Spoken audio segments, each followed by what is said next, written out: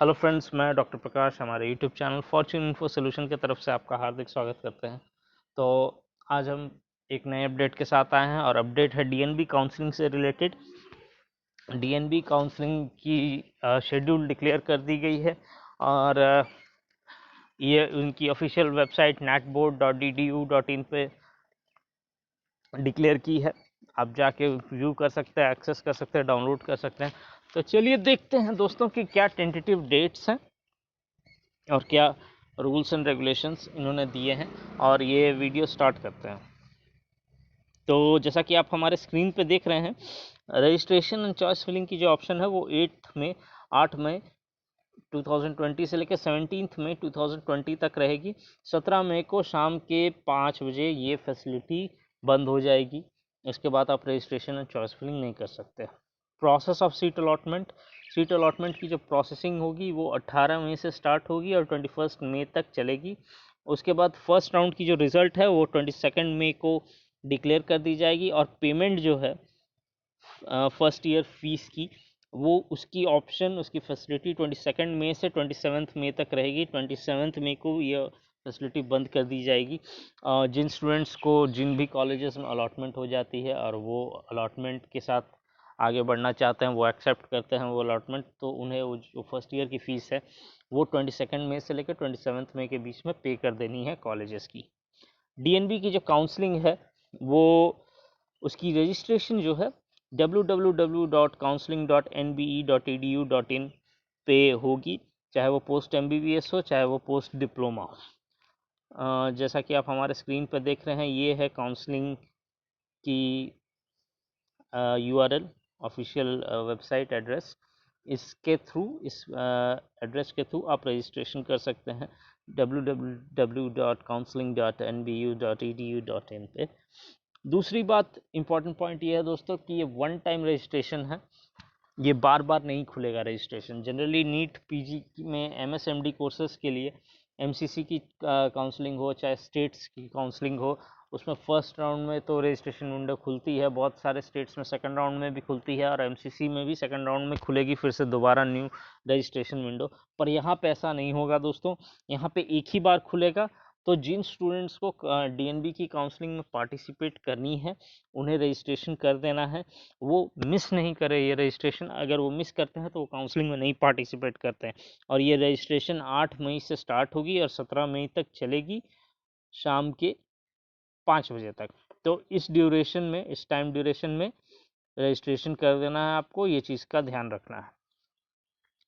जो पार्टिसिपेशन है online counselling की, वो टोटली डिपेंडेंट होगी एलिजिबिलिटी क्राइटेरिया और गाइडलाइंस के ऊपर। ये दोनों एस्पेक्ट बहुत ज़रूरी है दोस्तों। आप प्लीज़ अपनी एलिजिबिलिटी क्राइटेरिया ज़रूर चेक कर लें, गाइडलाइंस अच्छे से पढ़ लें। ये गाइडलाइंस, एलिजिबिलिटी क्राइटेरिया, सारी इन्फॉर्मेशन बुलेटिन में इन्होंने, प्रॉस्पेक्टस जो है, इनकी जो इन्फॉर्मेशन बुलेटिन है, हैंडबुक जो है, वो इन्होंने दे रखी है अपनी ऑफिशियल वेबसाइट पे। आप ऑफिशियल वेबसाइट पर जाकर डाउनलोड कर सकते हैं, पोस्ट एमबीबीएस के लिए भी और पीडीसीईटी के लिए भी। सीट मैट्रिक्स जो है दोस्तों, वो कमेंसमेंट ऑफ ऑनलाइन काउंसलिंग, यानी कि जैसे जैसे ही ऑनलाइन काउंसलिंग खुलेगी वो सीट मैट्रिक्स अपलोड हो जाएगी डीएनबी के लिए ऑफिशियल वेबसाइट पे।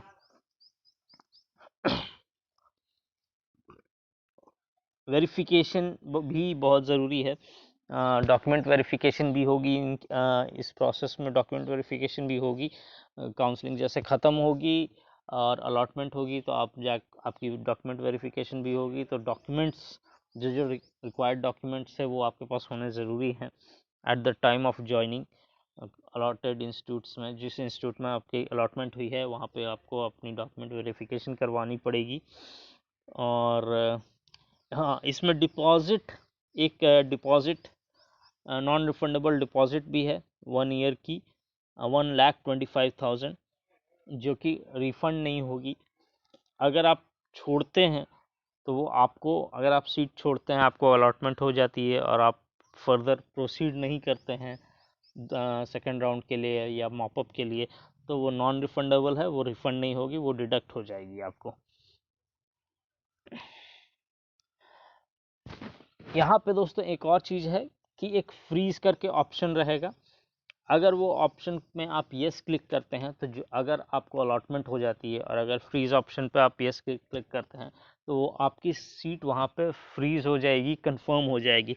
फिर आप सेकेंड राउंड ऑफ काउंसलिंग में प्रोसीड नहीं कर सकते हैं। अगर आपको अलॉटमेंट हो जाती है और अगर आप फ्रीज ऑप्शन में नो क्लिक करते हैं तो आप सेकेंड राउंड काउंसलिंग के लिए प्रोसीड कर जाते हैं। फ्रीज का मतलब यह है दोस्तों कि आपने अपनी अलॉटमेंट को कंफर्म कर दी, हाँ या ना।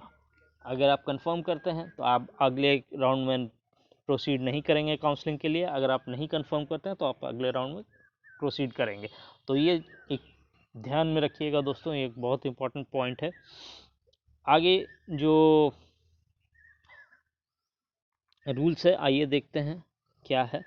Candidates who have been allotted with a seat in the first round of counseling are eligible to change and modify choice of seats. Second round of counseling, however, those candidates who have opted for freezing out of same चीज़ है दोस्तों। अगर आप जो मैंने अभी बताया कि अगर आप फ्रीज करते हैं अपनी सीट को तो फर्स्ट राउंड ऑफ काउंसलिंग के बाद एलिजिबल नहीं है चेंज और मॉडिफाई करने के लिए अपनी चॉइस ऑफ सीट्स। लेकिन अगर वो नहीं फ्रीज करते हैं तो एलिजिबल हैं सेकंड राउंड के लिए। और सेम चीज़ मॉपअप में भी होगी। अगर आप पेमेंट नहीं कर पाते हैं तो वो एक तरह की लॉस हो जाएगी उस सीट की, और कैंडिडेट को एग्ज़िट कर दिया जाएगा प्रोसेस ऑफ काउंसलिंग से ऑल टुगेदर। अगर आप पेमेंट नहीं कर पाते हैं तो वो सीट चली जाएगी और आपकी अलॉटमेंट भी चली जाएगी।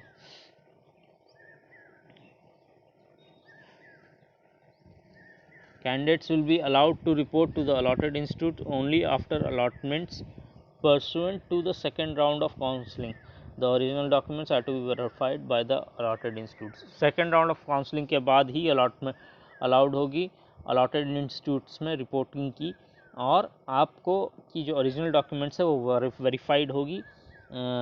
वही डॉक्यूमेंट वेरिफिकेशन है दोस्तों। डॉक्यूमेंट वेरिफिकेशन होगी आप जब अलॉटमेंट होगी आपकी और जब आप रिपोर्ट करेंगे।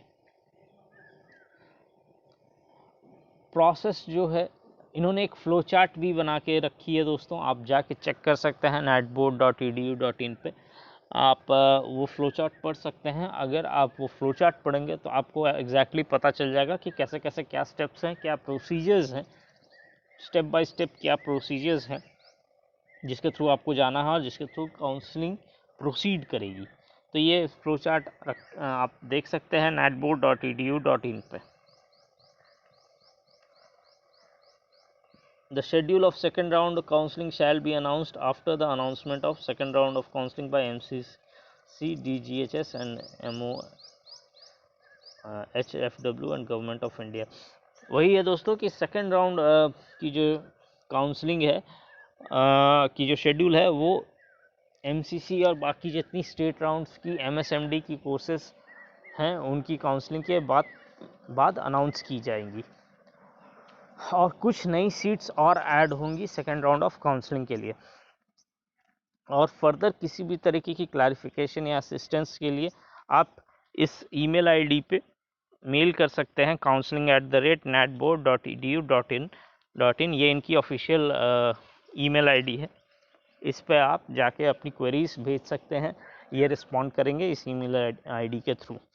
तो ये हो गई दोस्तों DNB काउंसलिंग से रिलेटेड सारी इन्फॉर्मेशन अपडेट इस वीडियो में। बस इतना ही दोस्तों। अगले वीडियो में कुछ नई अपडेट्स न्यू न्यूज़ के साथ हाजिर होंगे। अगर आपको हमारा ये वीडियो अच्छा लगा, ज्ञानवर्धक लगा, हेल्पफुल लगा, इन्फॉर्मेटिव लगा तो प्लीज़ चैनल को लाइक करें, सब्सक्राइब करें और जितना से जितना हो सके इस वीडियो को शेयर करें ताकि आपको सारी अपडेट्स हमारे यूट्यूब चैनल के थ्रू ऑन टाइम मिलती रहे।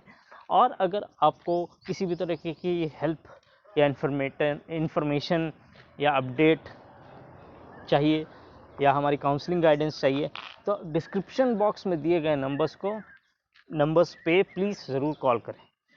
हम एनी टाइम अवेलेबल हैं आपको हेल्प करने के लिए।